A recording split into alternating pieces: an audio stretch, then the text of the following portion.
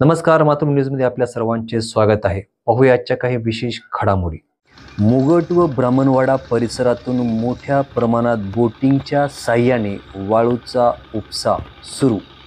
मुगट व ब्राह्मणवाडा गावाच्या परिसरातून वाहणाऱ्या गोदावरी नदीच्या पात्रामधून खुलेआम दिवसाला बोटिंगच्या साह्याने अवैध वाळूचा उपसा मोठ्या प्रमाणात सुरू आहे. या भागातील मोठ्या प्रमाणामध्ये वाळू माफियाची गँग या ठिकाणी सक्रिय असून ही वाळू काढण्यासाठी त्यांनी बिहारी लोकांना या ठिकाणी विशेष बोलावले आहे. खुलेआमपणे दिवसाला गोदावरी नदीच्या पात्रामधून दिवसाला शेकडो बरास रेती या ठिकाणी बोटिंगच्या साह्याने काढली जात आहे.